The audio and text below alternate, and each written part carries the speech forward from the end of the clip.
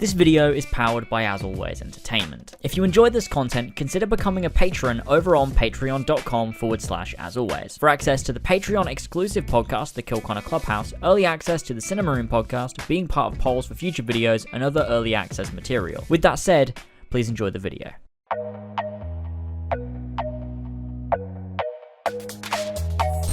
Assassin's Creed, I get it, yes. Lasers is talking about it. I know it's the best thing. Are you an AC YouTuber anymore? No, I'm not. Assassin's Creed has many unanswered mysteries. Many that feel unanswered because they were either subtle, or they were in side media, or they weren't conveyed during the main plot, or some because Ubisoft neglected to bother, and that's usually from the most recent entries into the Assassin's Creed franchise. But today, your boy, your mentor of your mentor of the Assassins, Lasers HD, is here on a mission to answer the most unanswered Assassin's Creed questions of our generation. This is the only generation. So I took to Twitter to ask everybody, thank you. So I took to Twitter to ask you all, what are your most unanswered Assassin's Creed questions or topics that you don't know the answers to, that you'd love to know the answers to, that I probably know because I spent far too long as a teenager looking into the franchise. And now it's just here. It's just up here, and I can't get rid of it. There's a few of them as well, so I thought what I'd do is, rather than spending time going through each one, go like, this person says this person says that, I'm just going to whack it up over here on the screen, and then you can read it for yourself, and I'm going to go ahead and answer them. So let's just hop into all of these and see if we can figure out, the mysteries of Assassins. Let's just do the fucking video. Before we get started, I want to thank our Patreon producers, King Richard III, Seth, Josh Devillier, and Ikraik. Thank you all so much for continuing support on the channel over on patreon.com/as always. You're the greatest that I've ever met. And anyway, let's move on. Number one is regarding Layla and her sudden switch from the Templars to the Assassins from Origins to Odyssey, because, as you know, unlike the first chapters of Desmond's story, being Assassin's Creed 1 and Assassin's Creed 2, Origins and Odyssey don't follow the same pattern in terms of the first two of Layla's story. In which in Assassin's Creed 1 to 2, the game didn't skip any time at all. Although there was 2 years between Assassin's Creed 1 and Assassin's Creed 2, they favoured telling a narrative story arc with Desmond, and so continued exactly where Assassin's Creed 1 left off, regardless of the time period we were currently in, which just happened to also be a couple of years ahead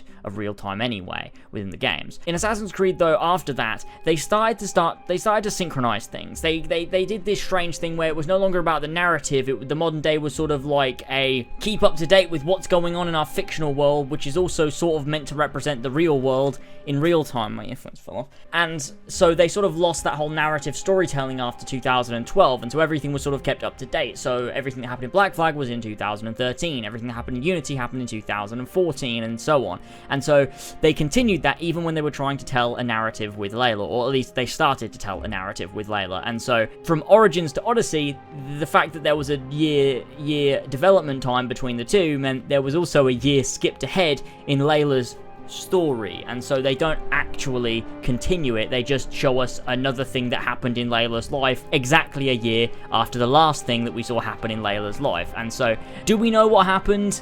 All we know about Layla in between Origins and Odyssey is that she essentially joined the Assassins, and she met assassins such as Charlotte de la Cruz from the Assassin's Creed Uprising comics. I think that's what she's from, I'm not really sure. And she actually became the leader of her own assassin cell. We don't know how, we don't know why, we don't know what happened, but it happened! So that's epic storytelling.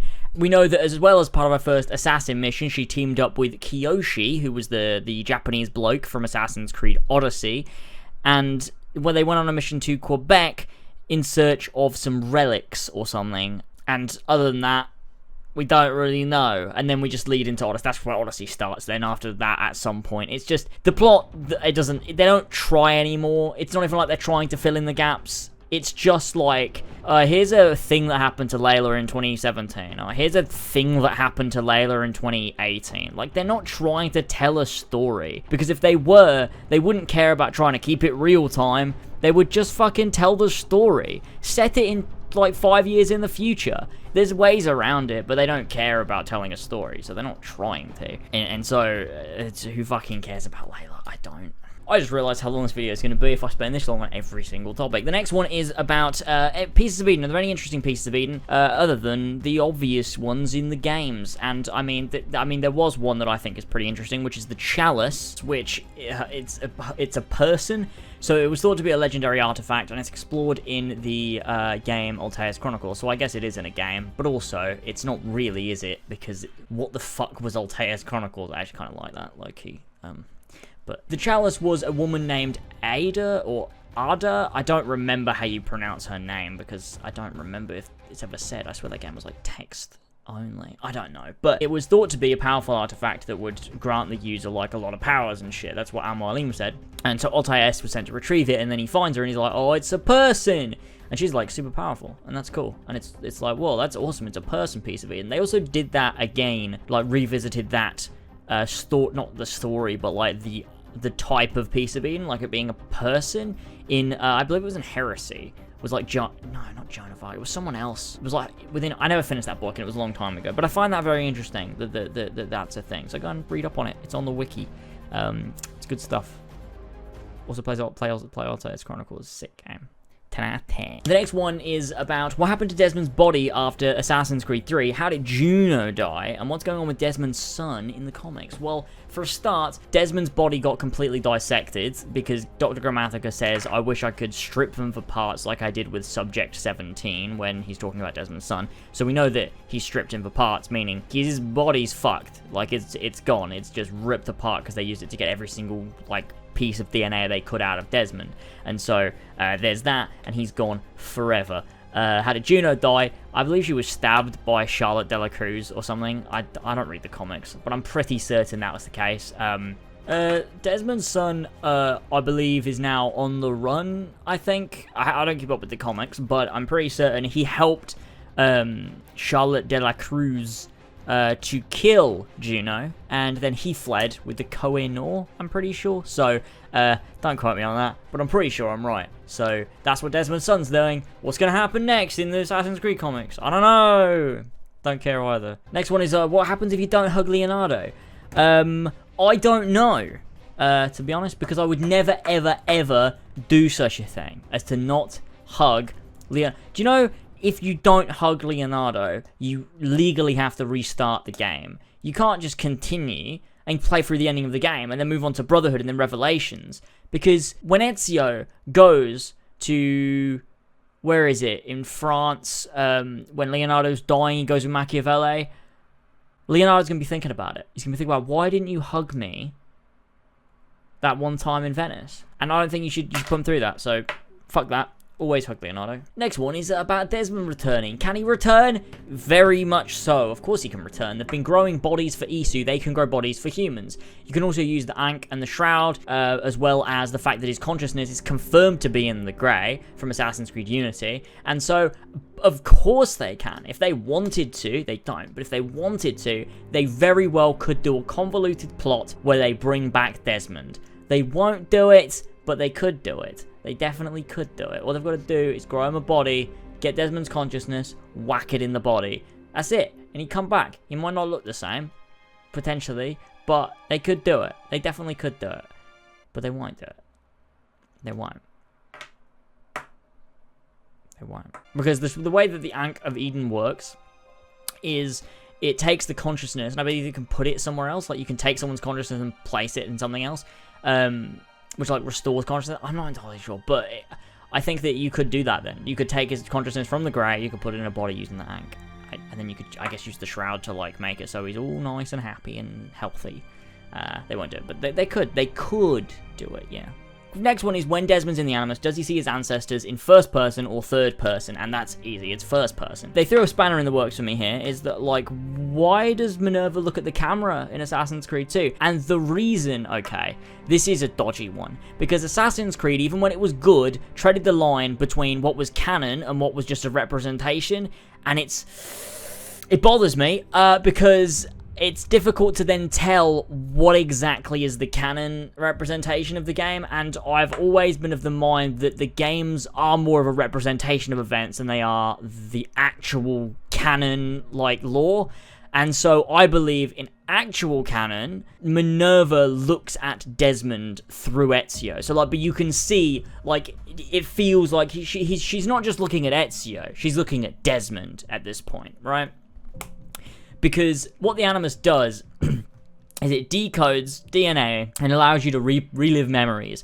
You're reliving memories. If you were to imagine, right? It's literally like you're watching a video back, but with all of your senses, not just looking at something. Like it's like, imagine you've got a VR headset on, but you can see, hear, smell, touch, taste, feel, like you can feel everything. That's essentially what it's like. And so, to suddenly detach the camera manually, imagine you're watching a video someone's taken like 10 years ago on a phone. For you to then be able to be watching that video on a phone and then detach the camera and look at it from another scenario, it's like, that's not possible. And it's also not possible with memories either, because you're just reliving the memories. It's not a simulation, it's not a video game, you're reliving memories. And so, it doesn't really make sense that she would look off into the distance if the camera's there. It's like, what? That doesn't make any fucking sense. So I would say that's more of a representation for the player to make it a more dramatic difference, whereas to Desmond in canon, he's reliving Ezio's memories through his eyes, and when Minerva's speaking to Desmond, he can tell, like, oh, she's looking at me, not just like Ezio. Like, she's looking through Ezio at me. And then, you know, that I just think that the games aren't representation, especially because when you look at something like Assassin's Creed Revelations, for example, when Altair and Maria go back to Masyaf and they go to confront Abbas, and then like guy kills Maria and then Altair just stabs him with the hidden blade. That's not canon. That's not actually what happens. Altair used the apple to make the man claw his face off until he was dead, but out of anger for what he did to Maria. That's in the Secret Crusade novel, and that's what's canon because it's a proper description of the events, whereas the games are more a representation. It still conveys the same storyline, but I've always felt that the games are more of a representation of events than they are the actual events exactly as they happen, sort of thing. So I think there's certain things like that where you got a little bit of leeway because it's a video game, and the player has to sort of be the main character, sort of.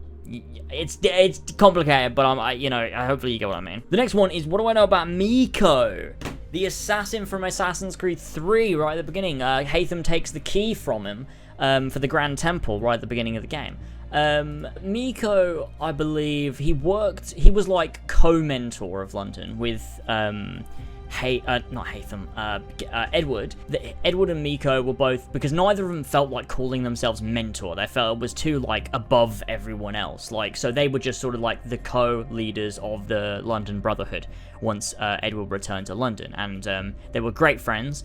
And I believe that Miko once met Achilles, and they did some shit together. And also, the hidden blades that Haytham has were Miko's. They fought, and like, I'm trying to remember, it's been a long while since I read Forsaken, but like, they fought, and eventually, somehow, Haytham got the hidden blades. And it's quite poetic, because those are the hidden blades that Haytham uses to kill Miko in Assassin's Creed 3, and I like that. That's cool. Good writing. Tying the novel into the games, and so that's cool. And yeah, that's about it. That's about all I know about Miko, but it seems like an interesting bloke. That I would have been nice to see him and Edward in their prime doing stuff in London. That would have been cool. Oh, the next one. Oh, this is gonna be fun. Okay, the next one is literal eagle vision. What's that about? In Assassin's Creed Origins, they introduced Senu and then removed eagle vision. So, of course, people have associated the two with basically being synonymous. So, like, because they removed eagle vision at the same time as adding the Senu drone mechanic, that means that must be the same thing in terms of lore, but it's really not. It's not even eagle vision at all. It's not anything. I think it originally was meant to be, but I'm pretty sure it got removed because I don't think they could have time to explain it, so they removed it. So in the original E3 demo, Bayek says, "Be my eyes, Senu," right? And that's like, could just be a turn of phrase, you know, "Be my eyes, Senu." Just go and have a little look around. But that's not in the full game. I'm 99% sure they removed that line from the full game. Whether they did or didn't, it doesn't really matter. It doesn't affect the point. But again, I think this is just representation more than anything. So Layla, when she's in the Animus and sends up the eagle, as, you know, whether it's Senu or Icarus, doesn't actually see that. So, another way of putting this is, in Odyssey, when you get a little choice box pop up for dialogue options, Layla doesn't see that. You're the one picking that for canon. Like, Layla doesn't see that, because the reason we know that is because there's also dialogue options in the modern day. So you're choosing the canon. Layla really is just reliving memories. It's a bit of a okay, I guess so, but that's essentially what's happening. And that's the same with Senu and Icarus, is that Bayek or Cassandra is sending their eagle up, and they are scouting because they're just well-trained eagles. And they're scouting out, and essentially every time they see an enemy, they're like calling out, so you can see when they're looking, and I guess that's how they indicate to it. But the reason that you play and control that is because it's a video game. It's not, if they were writing as like a novel, it wouldn't say like, oh, Layla suddenly noticed her eyes shifted to being in Senu's head, and now Senu was flying around, like Bayek could see through Senu's eyes. Like, that's not actually what's happening. It's literally just he has a really well-trained pet, and he's using it to scout. Like, that's literally all it is. There is no actual eagle vision involved in it. I think originally it was meant to be, but I think they took it out. Especially because people always use the backup for it that, oh, well, Connor's daughter can do it. But that's not actually the case. If you read that comic, it's not, that's not what's happening. It's not, she's not seeing through an eagle's eyes. The eagle just spots her, and like she calls out to the eagle like circles around her, and that's how Connor knows. He's like, oh shit, eagle. It's just a little kind of poetic representation. It's not actually being able to control an eagle, and Senu and Icarus aren't an exception. They're also not actually controlled or seen through the eyes. It's just for gameplay purposes because it's a video game, not actually canon. Okay, next up, we've got what are all the known pieces of Eden, barring the 24 apples in Odyssey? Let's see. Okay, so obviously we've got the apples of Eden. We've got the Ankh, which was mentioned in Rogue. We've got the Staff of Eden. We've got the Sword of Eden, which was obviously in Unity and was mentioned in AC2. We've had Shards of Eden, which are like the one that Nikolai Orlov has that reacts with the box. We've obviously got the Isu box. We've got the Isu Pyramid from Assassin's Creed Odyssey. You've got the Staff of Leonidas. You've got the Scepter of Aset, which grants the user like charisma, so it's good for leaders rather than controlling them like the apple does. There's the Koh-i-Noor from Assassin's Creed Chronicles India, which I believe is just sort of like a power source for the box, I think. I don't really remember. There's that charm thing from the Black Flag Aveline mission, which I believe just sort of grants you strength, I think. There's the rings, like what Connor gets after doing all the Captain Kidd treasure mission, the peg leg trinket things. There's the Fragment of Eden, which I believe is used for like seafaring or something.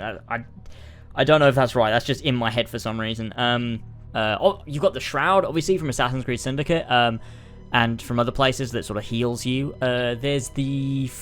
I mean, depends what we're counting. I guess you've got like the ball, Minerva's ball thing, the all-seeing eye thing from Assassin's Creed 3 that helped save the world. I don't know whether that counts, because if that counts, then I guess we got... I mean, I counted the pyramid from Odyssey, so if that counts, then the Minerva's eye counts, as well as you've got the Fountain of Youth as well, which grants the user like youth, obviously, which I believe was in Florida. Then you've got the Crystal Balls from Assassin's Creed 3. You've got the Crystal Skull from Assassin's Creed 4, which is in the Observatory, which allows for you to view people using their blood. You've got the discs from Assassin's Creed Revelations, the memory seals, and then I guess you have the Trident of Eden, which was split into a few pieces, and I believe one of them will turn up in Assassin's Creed Origins, and I think there was another somewhere. I can't remember what that one was, but I think that's everything. I think that's all of them. I don't think I'm forgetting anything, am I? I feel like that's all the pieces of Eden. If you are interested in any of them, search them up and have a look. But I think that's all of them. Next is in Assassin's Creed Brotherhood. When you meet Subject 16 after solving the truth, he asks Desmond to find Eve and tells him that her DNA is the key. What was that all about? Your guess is as good as mine. Because they never followed that one up, did they? It's funny because Eve is mentioned a couple of times. They talk about her in Brotherhood. They talked about her in Unity's Dead Kings DLC. They talk about her in Assassin's Creed... I mean, she's in the Assassin's Creed 2 Truth. They also talk about it in Assassin's Creed Liberation's secret final ending. I don't know why they never did anything. I guess genuinely, I don't know why they didn't do anything. Because it was clearly a thing they set up after Patrice. I don't know why that never went anywhere. It just didn't. And there's not much really I can say about that one. It just nothing happened with it. So I don't know. Best that I can say is maybe they're gonna do something with it with Layla, but then again, I don't really know. I think they already did it in there. Like, Galena was actually, like, the descendant of Eve, and that was it, and they sort of did it in a comic. I don't really remember, to be honest with you. But it would have been nice if they'd done something with it, especially since it was set up in a game as well. Like, find Eve, the key, her DNA. And then Juno even says, one will accompany you through the gate, she lies not within our sight. But nothing happened, and the games used to be so cryptic and subtle with their storytelling, but now they just appeal to an audience of morons with their storytelling. Whether you like Odyssey or not is irrelevant, because you could like it for the gameplay, but I don't think anyone likes Odyssey for its subtle and cryptic storytelling, because that's not it, is it? Everyone who likes Odyssey, I would assume, has a decent time with the story, because I guess they're not as critical as others in a sense. They sort of just take it for what it is, another action adventure storyline, like nothing special, and have a decent time with it, and then get the gameplay is just like every other RPG, like it's fine. So I guess people will just enjoy that as casually, but you know, it's I don't think we can argue that the storytelling still appeals to the same audience, because it fucking doesn't. Next one is, aside from the Animus project, what were Abstergo and the Templars doing in the time before it became Abstergo Entertainment? Well, Abstergo Entertainment is just a division of Abstergo Industries, so it still exists. Like, the regular Abstergo still exists. But they did a bunch of things, like a bunch of Animus testing and stuff like that, pharmaceuticals. Tyler made an entire video on the history of Abstergo Entertainment. I just noticed that on editing, I keep calling it Abstergo Entertainment. I just mean Abstergo. He made a video on Abstergo.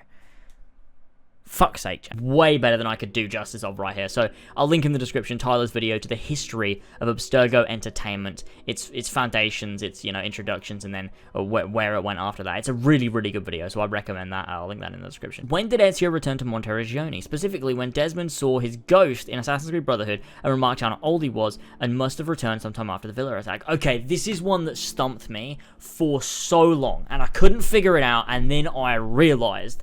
So let's look at this. So, in Assassin's Creed Brotherhood, when Desmond goes into the Sanctuary for the first time, he sees the ghost of Ezio and says, wow, he looks so old. He must have come back here way after the villa attack. But he's wearing the armor of Altair, which is very confusing, so it's like, okay, what the fuck happened?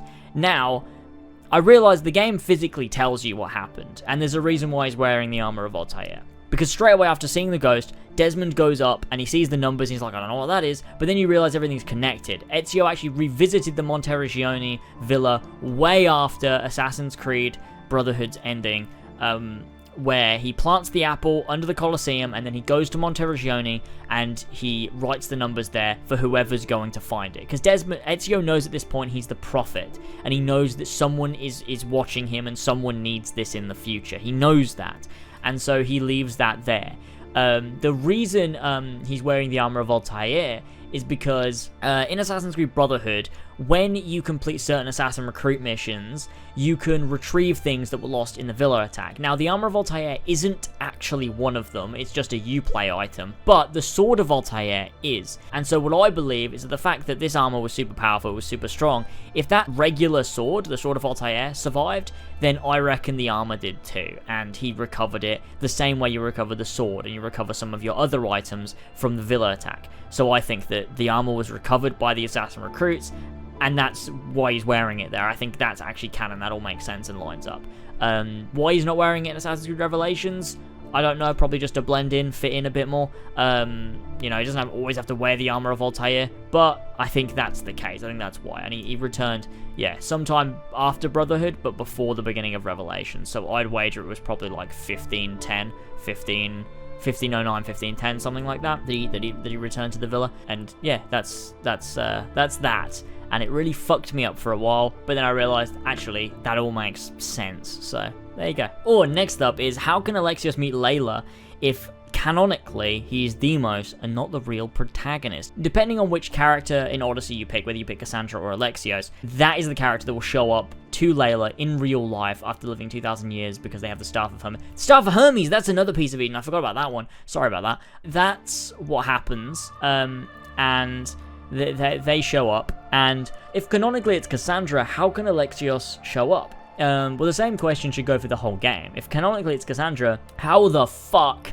can Layla relive the memories of Alexios? And there's the simple reason of what I talked about before, is that the games are merely a representation, whereas in Odyssey, this is taken to the extreme. Still, the games are only a representation, although they closely followed true canon. This game just doesn't. It's like, just sort of do whatever the fuck you want. Like, it's a representation, like, these events happened, like, Layla did find a spear, Layla did decode it, Layla did relive the memories of an eagle-bearing Misthios, and, did I just fucking say that? And Layla did go into the cave, and Layla did meet that ancestor in real life. It covers those, but it's the minute details, and sometimes not so minute details, that aren't followed at all, because it's just a representation. So it's like, some of the dialogue is off, some of the choices you make, the characters that stay alive or die are different, and whether it's Alexios or Cassandra, the biggest fucking thing is different, because it's a game, and because the game is just a representation of the true story which is told in the novel, which is Cassandra's story, and it tells you exactly what happened as it actually fucking happened. And so that's your answer. That's simply why, is because the games aren't canon anymore. What?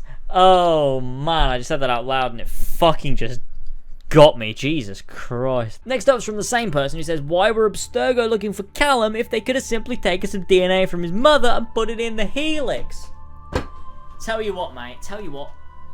I don't fucking know! This is one of the biggest plot holes in the whole fucking movie. So, clearly, after Abstergo tried to get Callum in the 80s or whenever it was, that made sense because they know they didn't have the helix at that point. So it made sense. They were like, oh, let's try and get Callum. But there is no fucking way. There is no fucking way they didn't secure that body and think, oh, we can just take that. Let's just take the body. There is no fucking way.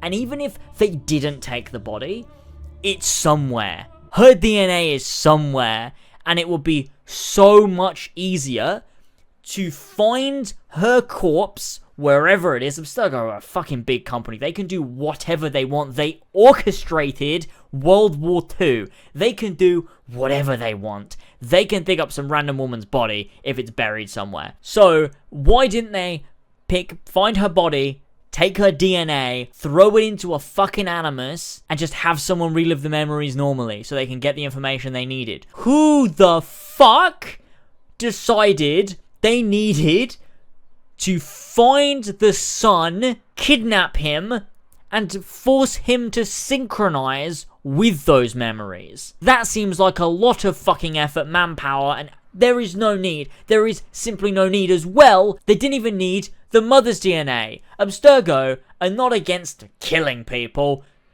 Kill Callum! Better yet, don't even kill him. Just take his blood. Just take some of his blood. What the fuck was that movie? All they needed was his DNA to put into a helix. What they did made no sense. No sense at all in terms of Assassin's Creed canon, and it's the stupidest shit, man.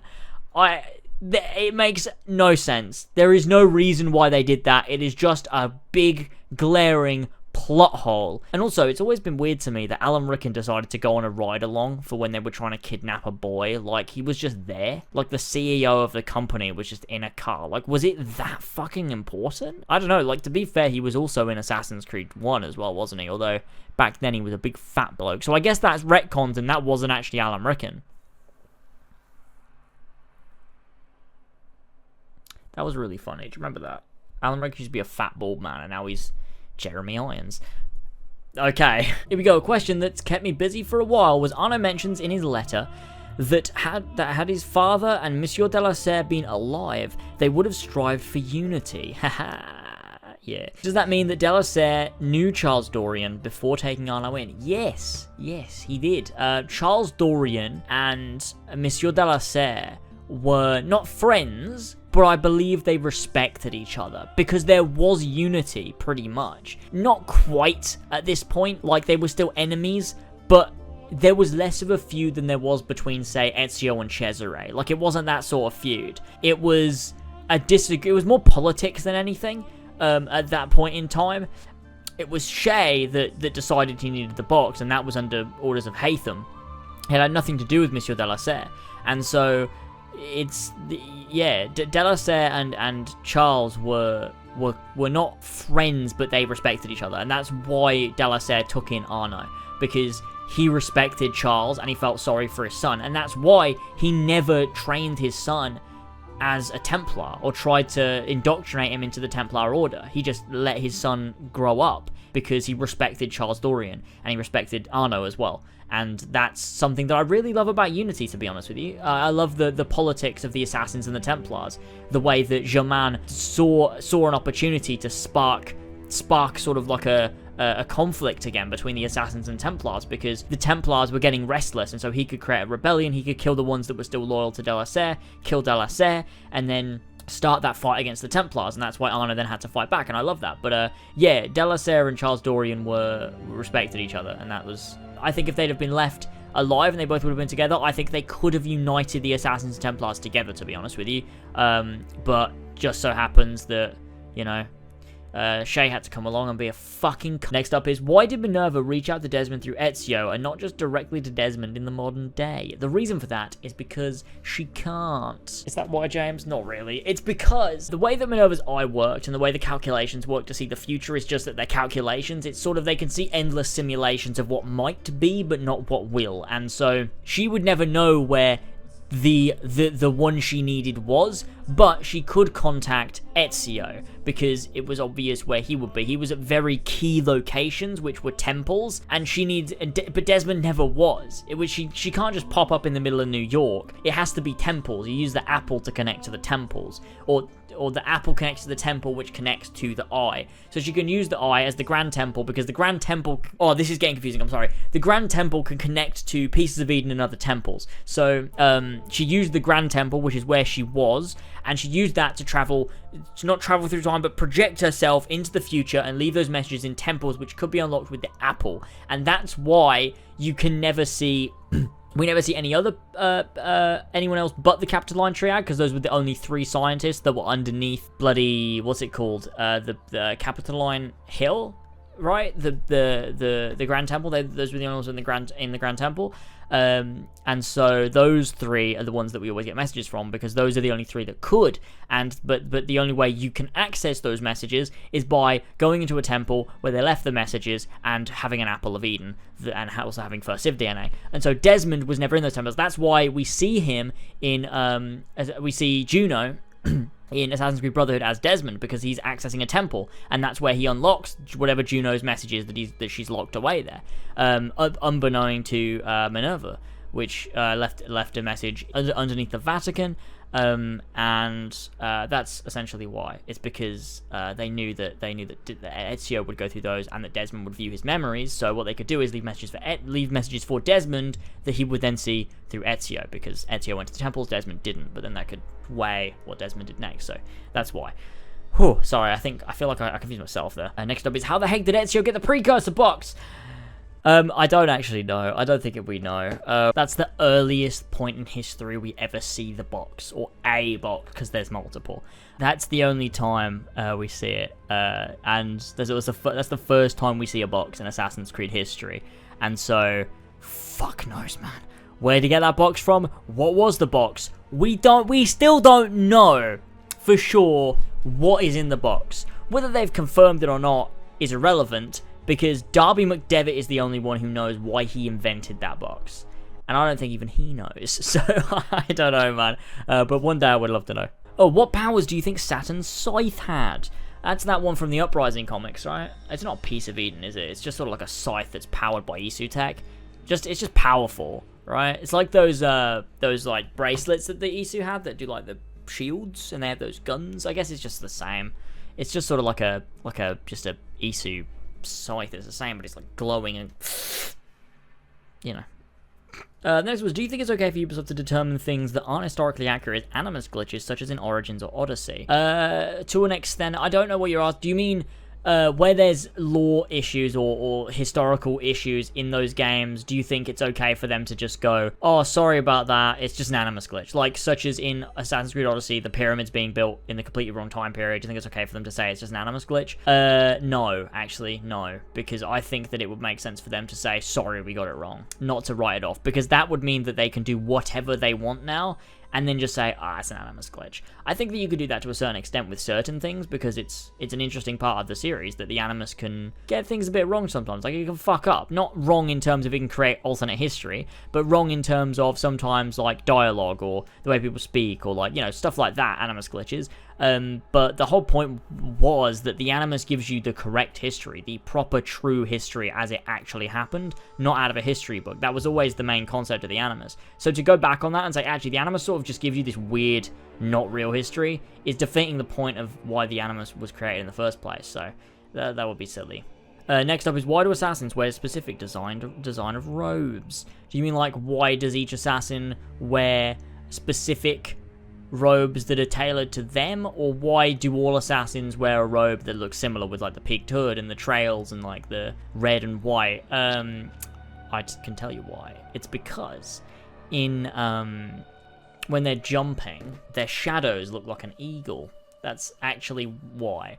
That's one of the earliest pieces of Assassin's Creed knowledge I think I ever picked up, which was because it was from Patrice Désilets or Jade Raymond talking about Assassin's Creed 1. That's why the robes look like that, because then it looks like an eagle when they jump. Their shadow, the silhouette looks like an eagle. It's not in canon, like the Al-Mualim or whoever decided, we should have our robes look like that so we look like an eagle when we jump. Like, that's silly, but it's so that when they jump, their silhouette looks like an eagle. That's what they designed it off of. They wanted the silhouette of the assassin diving off of a building to look like an eagle. That's what they wanted it to look like, and so that's why it looks like that. Next up is, how did Edward die? He was stabbed in his house by a mercenary hired by Reginald Birch, Grandmaster of the Templars, in London for a bit after Edward died, and that's it. He was stabbed, by a man with a pointy ear, I think, something like that.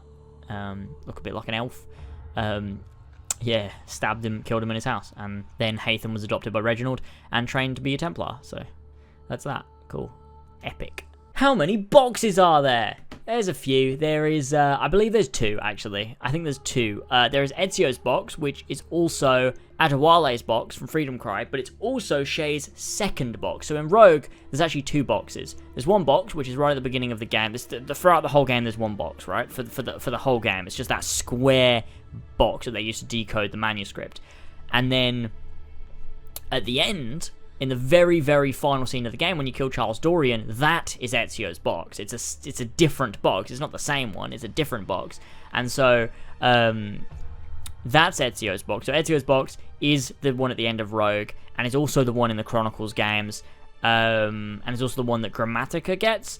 And then you've got Shay's box, which I believe only shows up once. I believe it only shows up one time, which is in the Rogue main story, and then you never see it again. So I could be wrong, but I'm pretty sure that's the case. How does desynchronization work? If you're reliving memories of ancestors, their memories, you shouldn't really be able to go ahead and kill 3 people because you thought, Lamau, fuck it. Again, this comes down to the representation. The video games are just representations of events. In reality, they do it well in Heresy, and also the movie did this well as well, which, didn't do a lot right, but it did this right, is synchronization. Is you have to stay in sync with your ancestor. Like, so, when you're reliving memories, you are essentially seeing through their eyes. You can feel everything, hear everything, smell everything, taste everything. And so you see in the movie, for example, it's a good visual representation of how it works, is you see Callum doing everything that Aguilar did. So as Aguilar jumps, you see Callum jump. But it to Callum, it feels like he's the one doing it, and that's making Aguilar do it. But it's really the other way around, because their like brains are connected, and that's synchronization.